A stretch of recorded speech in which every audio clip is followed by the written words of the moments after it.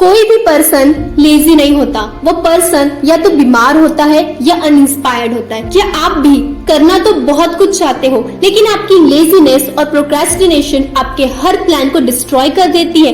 तो आपको जानने की जरूरत है ये जापानीज ट्रिक जो आपके लेजीनेस और प्रोक्रेस्टिनेशन को हमेशा के लिए सही कर देंगी।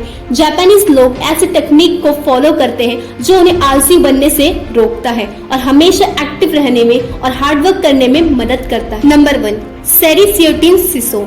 एक साफ और क्लीन एनवायरनमेंट आपको प्रोडक्टिव रहने के लिए फोर्स करता है, वही एक गंदा और मेसी एनवायरनमेंट आपको और ज्यादा लेजी बनाता है। इस टेक्निक का यूज जापानीज लोग अपनी इंडस्ट्री से लेकर हेल्थ केयर और एजुकेशन तक में करते हैं। इसे यूज करने के लिए आपको इन 3S को स्टेप बाय स्टेप फॉलो करना होगा। सबसे पहला S, सेरी, यानी अपने आसपास से सभी बेकार चीजें हटा देना और सामने सिर्फ वही चीजें रखना जिसकी जरूरत हो। दूसरा S, सेट ऑन, यानी जो सामान काम का है उसे एक सही ऑर्डर में सेट कर देना ताकि आप उसे इजीली एक्सेस कर पाओ। तीसरा S, सेसो, यानी शाइन, सामान रखने के बाद उस जगह को अच्छे से साफ करो, कहीं भी कुछ गंदा न रह जाए। Number 2, kaizen, for how to get rid of laziness.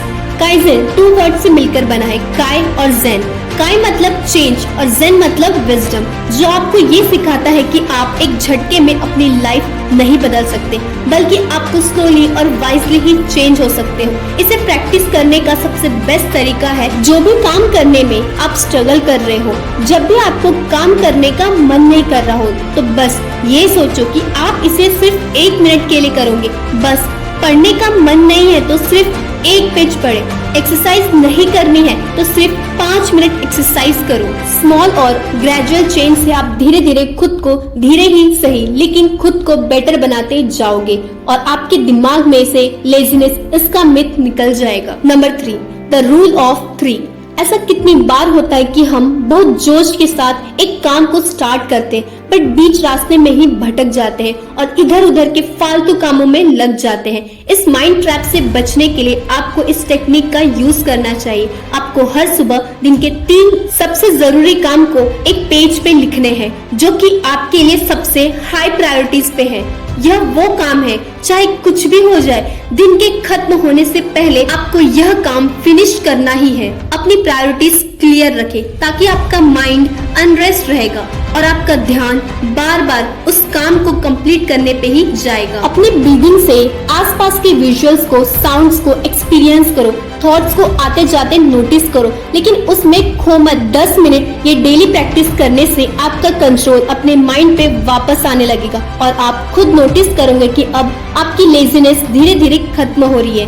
Number 5, काइकाकू। इस टेक्निक के अकॉर्डिंग जो चीज एक बार में बदली जा सकती है उस पे फौरन काम पे लग जाना चाहिए। काइकाकू का यूज अलग अलग सिचुएशंस में करा जाता है। इस टेक्निक का यूज करने के लिए आपको अपने आप से 5 सवाल पूछने हैं और आखिरी सवाल तक आते आते आपके अंदर से उस काम को करने की एनर्जी आ जाएगी। इसे हम एक एग्जाम्पल से समझते हैं। आपने ये सोचा कि आज मैं इस चैप्टर को फिनिश कर दूंगी, पर बीच में ही आपका ध्यान भटक जाता है, आप फोन यूज करने लग जाते हो, खाना पीना खाने में आपका सारा टाइम निकल जाता है और आप साइड में पड़े हुए ये सोचते हो कि आप पढ़ाई क्यों नहीं कर रहे। इसी टाइम आपको अपने आप से ये 5 वाई पूछने हैं। मैं क्यों नहीं पढ़ रही?